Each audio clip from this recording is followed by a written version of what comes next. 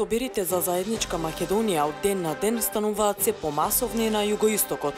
8 ден како Струмица протестира, а од неодамна на улиците се приклучија и граѓаните од Гевгелија, Валандово и Радовиш. По повод Меѓународниот ден на жената 8 март, Дом за деца и млади од Струмица ја одржа традиционалната ликовна изложба како дел од конкурсот за ликовни и литературни творби. Главниот булевар во Валандово, низ кој се влегува во градот, ќе се уредува со хортикултурно и сообраќајно решение.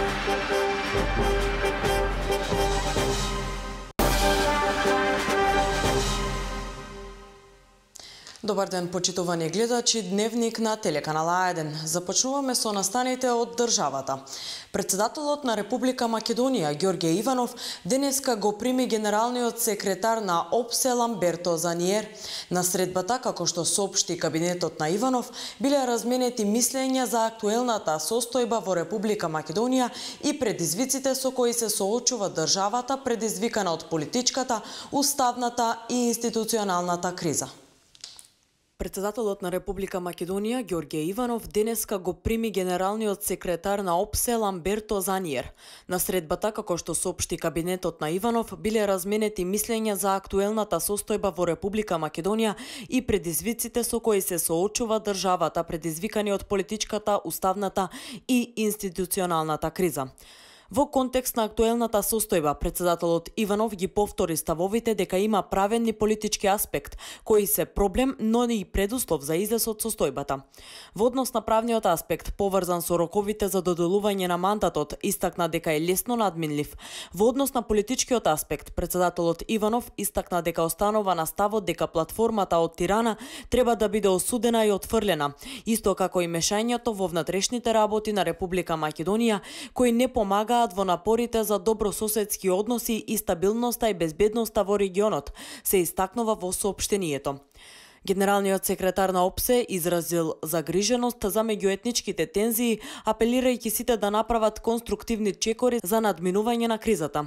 Тој се согласил со председателот Иванов дека лидерите од регионот треба да се воздржат од штетна реторика, со цел справување со заканите од насилен екстремизам и активностите на странските терористички борци. Македонскиот председател ја истакнал потребата од програмите на ОПСЕ за контрарадикализација и дерадикализација.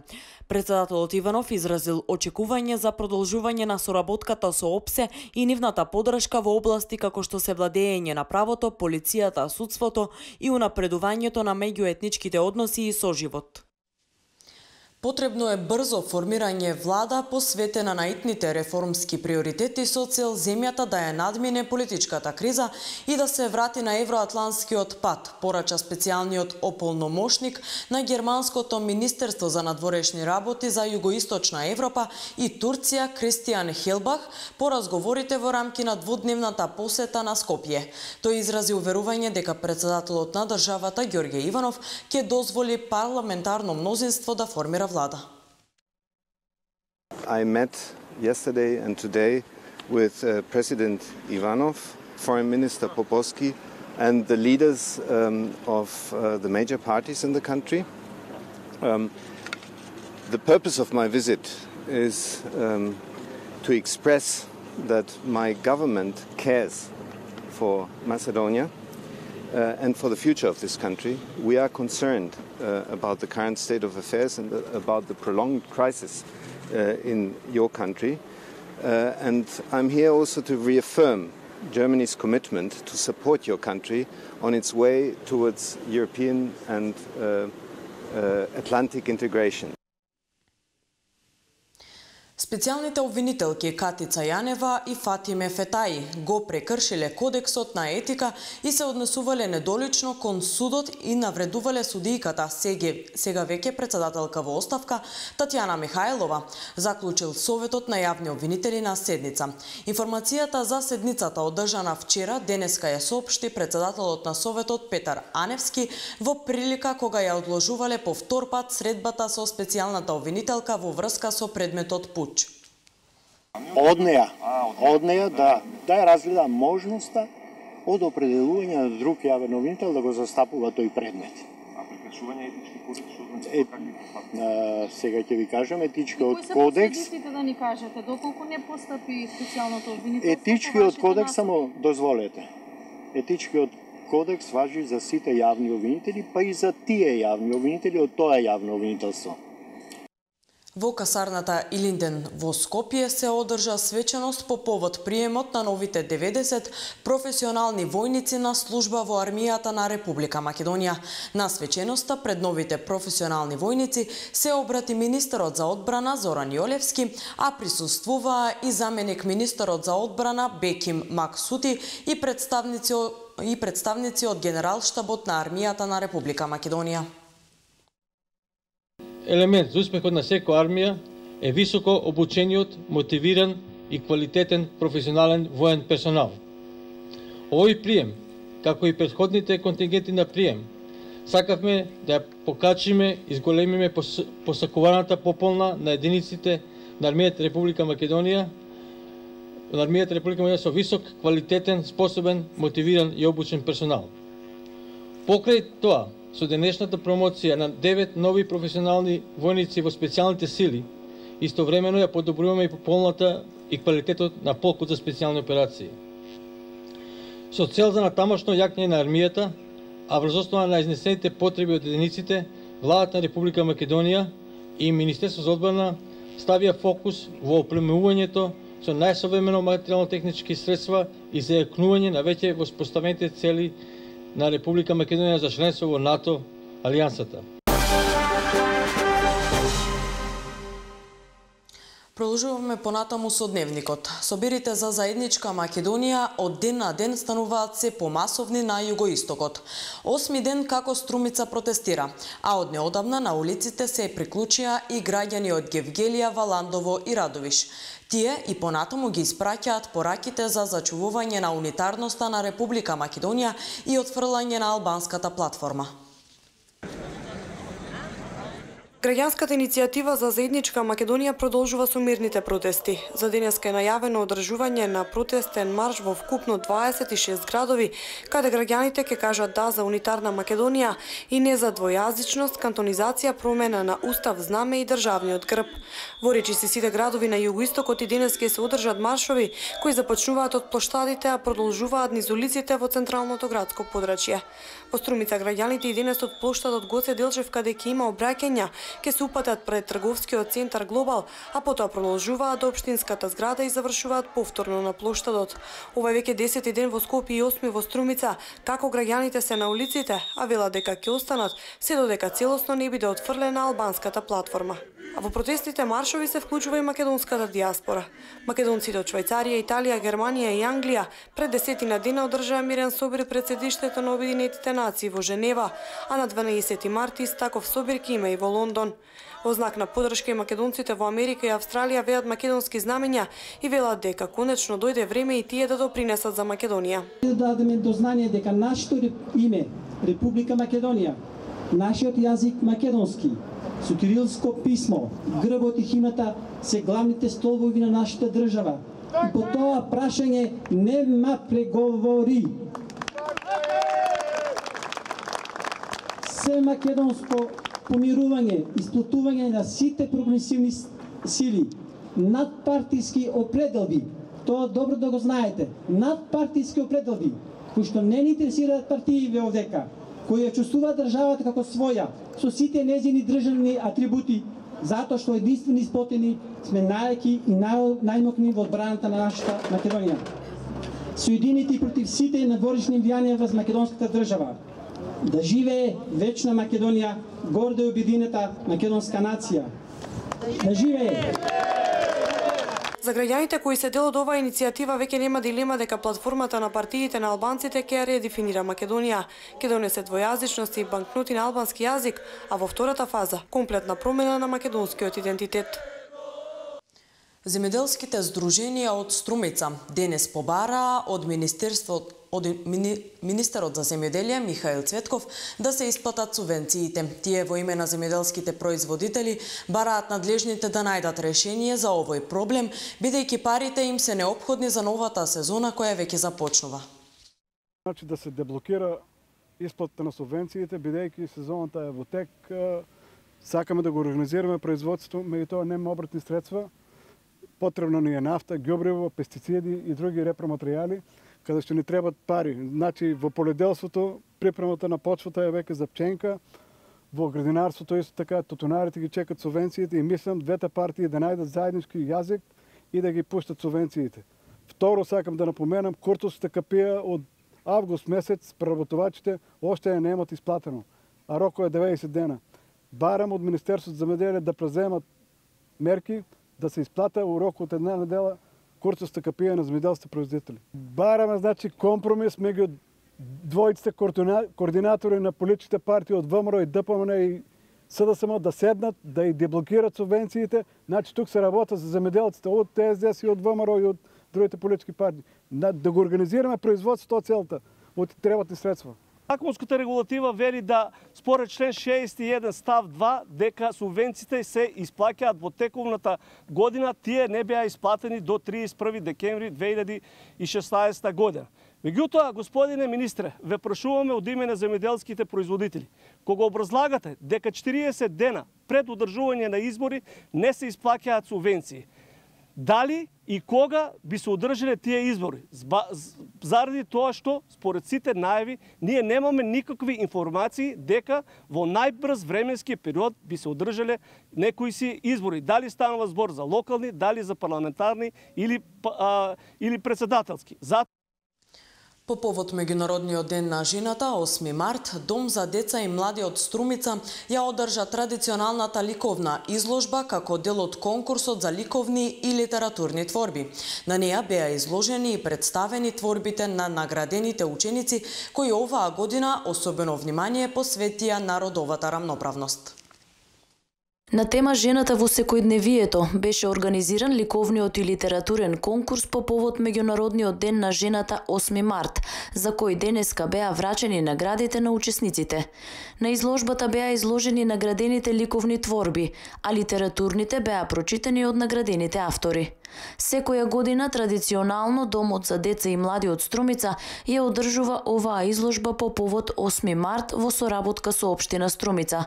Но како што истакна Светлана Мазгаловска-Вучетик од Дом за деца и млади, годинава за прв пат била направена и стратегија за родова еднаквост. На конкурсот пристигнале околу 200 ликовни и 100 литературни творби. За разлика од сите претходни години, оваа година тоа го прави во соработка со општина Струмица, која што направи стратегија за родова еднаквост и одделението за ЛЕР има изработено програма за активности од родовата еднаквост, каде што ние како институција се вклучуваме во таа програма и правиме една соработка и ова изложба точно, овој настан е изложба која што има тема, значи жената во секојдневието, докторка, полицајка, пилотка, машиновозачка, адвокатка, политичарка и се она друго кое што жената може да го работи. Целта на изложбата е да се прикаже дека жената не е само во улога на мајка и домакинка, туку е се она што може да биде и мажот. Творбите биле оценувани од комисија составена од соодветни наставници по ликовно образование и наставници по литература. Да прикажеме родовата еднаквост која што постои и би требало што повеќе да ја градиме и да ја негуваме во општеството помеѓу мажите и жените. Конкурсот беше распишан како и секоја година и доставен и од областа на литературната и од областа на ликовната дејност до сите општински основни училишта, како во Струмица, така во општина Босилово, Василево и Ново село. И се разбира, задоволни сме од одговорот кој што пристигна на тој наш распишан конкурс во облик на литературни и ликовни творби кои што пристигнаа во голем број. Според организаторите, секоја година се стремат да доделат што е можно повеќе награди, со цел повеќе да ги мотивираат не само учениците, туку и нивните ментори. Продолжуваме со останатите информации од југоистокот. Главниот булевар во Валандово, низ кој се влегува во градот, ќе се уредува со хортикултурно и сообраќајно решение. Општинските власти најавија дека проектот е предвидено да се вклучи во програмата за работа за оваа година. Ке се уредува главниот булевар кој минува низ Валандово, за да добие нов лик кој ќе се вклопи во уреденото речно корито на реката Странец на влезот од градот. Проектот е предвидено да се вклучи во новата програма за работа на општината и со него булеварот ќе добие хортикултурно уредување со жардинјера и по 2 ленти во двата правци, велат локалните власти. Булеварот кој минува низ Валандово, заедно со проектот Странец ќе биде уреден, дотеран, со на средината ќе имаме жардинјера, жардинјерско уредување по 2 ленти лево и десно и онаа најопасна кривина на која што се случува многу сообраќајни незгоди, сметаме дека ќе биде сведена на минимум, односно да не кажам на нула, и на тој начин на Валандово ќе му дадеме еден прекрасен лик кога покрај нашите граѓани и граѓаните кои поминуваат за Струмица, Дојран, навистина ќе поминуваат по еден пат кој што доликува на градот Валандово. Кејот на реката Странец во Валандово се реконструираше минатата година. Се обновија мостовите, се изгради пешачка зона, детски парк и се исчисти тлото на коритото. Овие активности беа дел од проектот ProLife кој траеше 18 месеци, а општината Валандово го спроведуваше со партнерите регион на Западна Македонија во Република Грција и Универзитетот Аристотел од Солун. ProLife е финансиран со европски средства од ИПА програмата за прекогранична соработка. Со проектот за прв пат се изгради пешачка патека од градот до индустриската зона Валандово, а се реши и проблемот со поплавување во врнежливите периоди. Вкупниот буџет на проектот изнесуваше 800.000 евра, од кои општина Валандово искористи 390.000 евра. Општина Гевгелија е една од 8 општини во земјата вклучени во програмата за модернизација на водоснабдителни и канализацијски системи. Досега е извршена замена на 2724 стари со нови дигитални водомери. Проектот на Министерството за транспорт и врски и германската влада со доделениот финансиски кредит од КФВ банка за обнова и развој во износ од 500.000 евра. Јавното предпријатие за комунални дејности Комуналец од Гевгелија изврши замена на 2724 стари со нови дигитални водомери. Акцијата се уште е во тек, а тоа предонесува за многу полесно мерење на потрошувачката на вода. Исто така набавени се и 1300 вертикални дигитални водомери кои се наменети за колективните стамбени објекти, а чија замена е во тек. Оттаму информираат дека проектот за намалување на загубите за вода за пиење ги дава првите ефекти. Првите 1000 нови водомери се поставени во 50 стамбени згради во Гевгелија и околината, а потоа водомери за далечинско отчитување на потрошувачката на вода ќе се инсталираат и во индивидуалните стамбени објекти. При крај е и акцијата за ажурирање на податоците на корисниците на услуги, со која се врши фотографирање на местоположбата на старите водомери и се чита моменталната состојба на потрошувачката на вода. Овој проект се реализираше во соработка со општина Гевгелија, Министерството за транспорт и врски, како и германската влада со доделениот финансиски кредит од КФВ банка за обнова и развој во износ од 500.000 евра, со што општина Гевгелија е една од 8 општини во земјата вклучени во програмата за модернизација на водоснабдителни и канализацијски системи.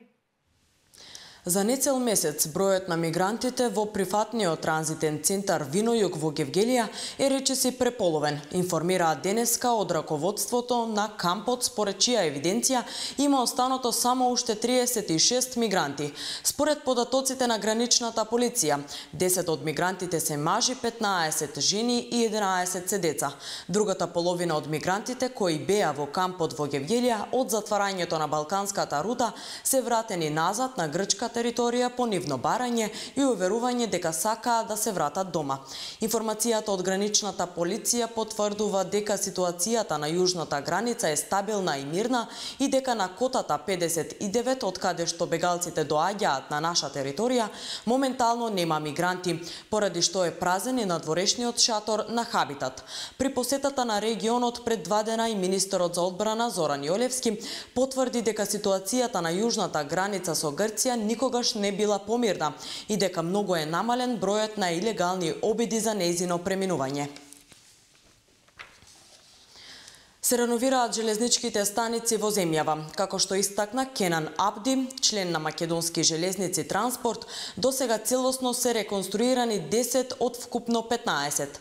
Во тек е реконструкција на железничката станица во Битола и Гевгелија, а на останатите допрва ќе се работи.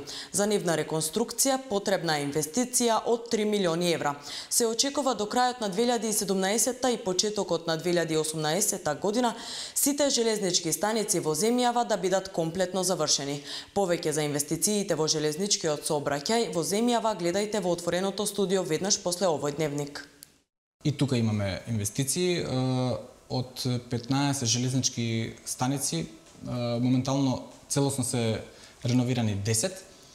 Тоа се железничката станица во Скопје, Табановце, Велес, Неготино, Демир Капија, Гевгелија е во напредна фаза, меѓутоа има уште некој месец да се заврши.